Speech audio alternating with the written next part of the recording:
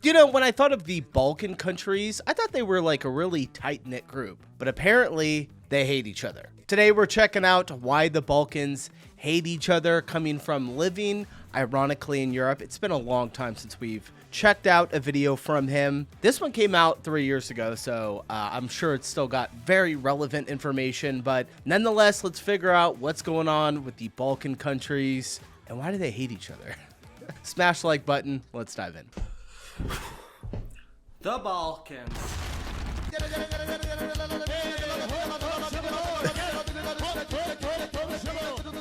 When it comes to the Balkans, it is no secret that the region is famous for its ostentatious relations between its neighbors. No matter what country you point on the map, at least one country from the region is bound to hate it.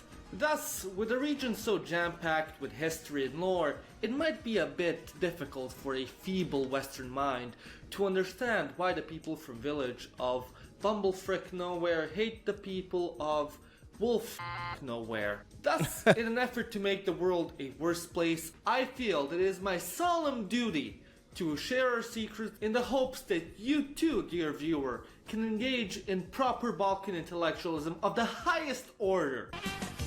I knew it.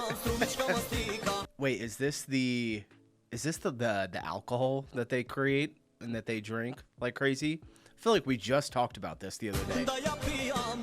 Is it? So without further ado, let's begin. Romania versus Hungary. Now, the beef between Romania and Hungary is a bit one of the more milder ones out there, as it can basically be summed up as two kids on a playground screaming at each other saying that their dad can beat up the others. Well, I bet my dad can beat up your dad. Yeah, well, I bet my dad can beat up your dad. Is that so?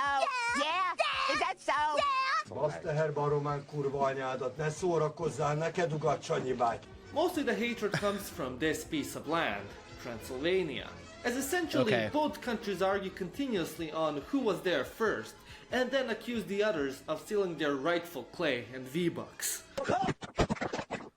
V-Bucks? Other than that, the beef also comes from several wars fought between the two countries. In the 19th century, many Romanians rose up in rebellion against Hungary during the Hungarians' freedom fight against the Habsburgs in their revolution. Later on in the 20th century, during World War I, Romania invaded Hungary in several occasions, trying to take Transylvania, which they did? I did not even know that. Did with the Treaty of Trianon, as someone in the comments is writing a 7-page essay about it. Hogy mint mond önnek az a szó, hogy Trianon? Ó, nem tudom. They just walk away. And when Hungary tried to invade them to take it back, the Romanians marched their way all the way to Budapest and filled their pockets with lovely knickknacks found in the city's National Museum and took it all the way back to Romania.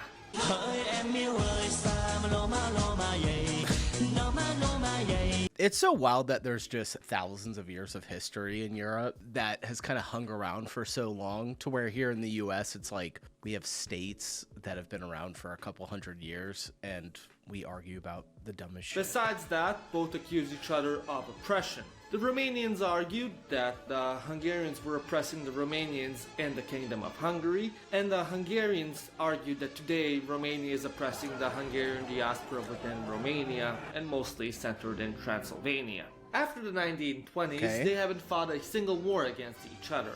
Moreover, they were able to be in the same faction on 2 separate occasions. So, all in all, it's nothing to worry about, just a bit of banter. It's all cleared up. All right. What is happening? If there exists a conflict in the world where no one cares or gives two about except for the two parties involved, then that would be the conflict between Macedonia and Bulgaria. Basically, it's as if two SJWs are constantly arguing with one another, accusing the other of cultural appropriation. Bulgarians claim that the North Macedonians are actually Bulgarians brainwashed by evil Serbs, hi by the way, who made them think that they are a different ethnicity and rebel against the glorious motherland of Bulgaria. While Macedonia denounces the idea completely and claims that they're their own separate people group who originated from the ancient Macedonians and intermingled with the local Slavs, and that they actually were the ones who then created Bulgaria and their culture. So you can kind of see what the problem is. Both argue over the ethnicity of famous historical figures such as revolutionary Goce Delchev and Clement of Ohrid, even though we all know they were clearly Hungarian. Fütyűzd meg és hazudsz. Miért? Mert egy szar szemét szar alak vagy. Nevertheless, both claim them as their own. Bulgaria claims that they cannot be Macedonian, as practically before the 19th century no one in Macedonia called themselves Macedonian, but rather everybody thought of themselves as Bulgarian. However, Macedonia claims that it is simply fake news, and that they are Macedonian because they were born there.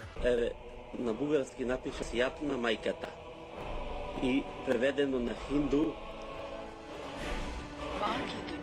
Вели Македония. Майка на света е Македония. Then Bulgaria decides to block them on EU accession, and Macedonia decides to beat up Bulgarian tourists. And the cycle continues. But you know what will never block you from joining the EU? My merchandise. High quality material and designs that allow you to represent the love of your favorite countries. Go ahead and get one for yourself. Or hell, get all four for your entire family. So go ahead and hurry to the Ironic shop right now. Check out his merch. Ironic shop, an ironic drip. Greece versus Turkey. I kind of felt like I knew about this beef a little bit. When it comes to the conflict between Greece and Turkey, it is approximately the same conflict between any Balkan country and Turkey. Prior to the Turks coming to Anatolia, the Greeks existed as the powerful Byzantine Empire. However, after a couple of years of funny language-speaking horsemen riding through their empire, soon their country ceased to exist, and it got replaced by an Islamic empire run by the same funny language-speaking horsemen that rode through it a couple of years previously. See what? This bitch!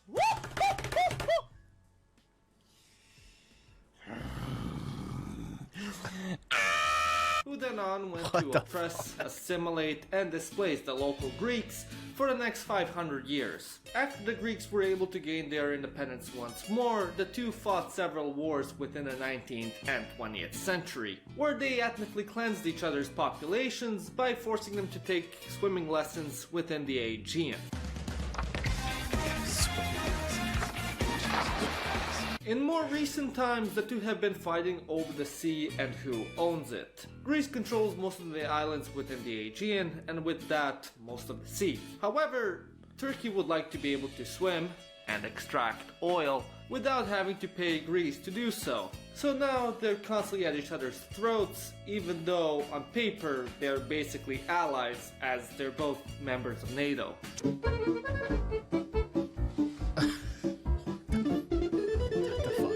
Serbia versus everyone. You know what they say, brothers and sisters are natural enemies. Like Croats and Serbs, or Bosniaks and Serbs, or Albanians and Serbs.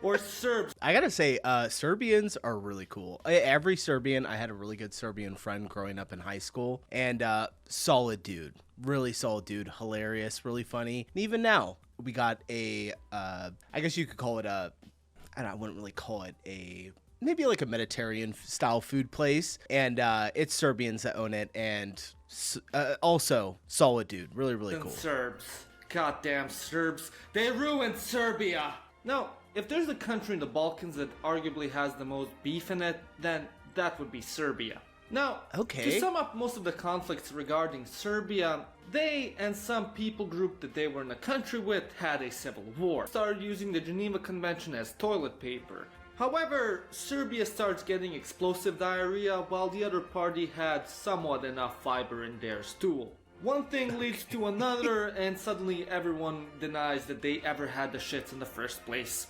Thus, the beef between the Serbs, Croats and Bosniaks can be summed up like that.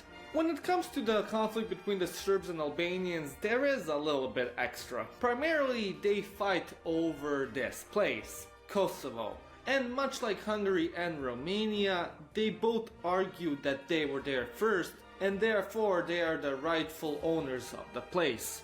The Albanians claimed that in ancient times, the ancient Illyrian kingdom of Dardania used to exist here, and as they are the descendants of the Illyrians, they are the rightful owners of Kosovo.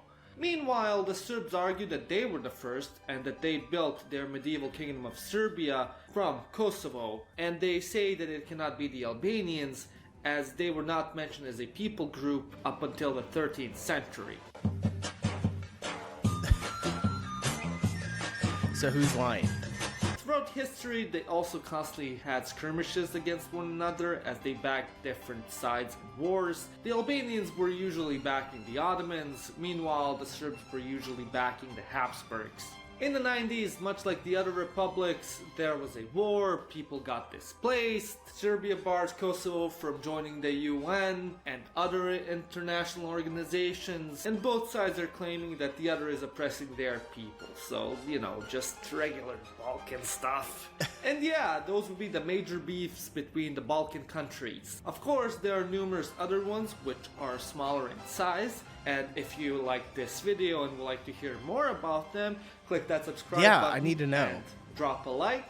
And if you really enjoyed this video, maybe go on ahead to the Ironic shop and purchase yourself a nice shirt, or become a member like these lovely. All right, I gotta check out part 2 because I want to know what the other beef is. It's kind of wild that it's just like, oh man, it just goes back so far. It's so unreal to me. But all right, that was interesting.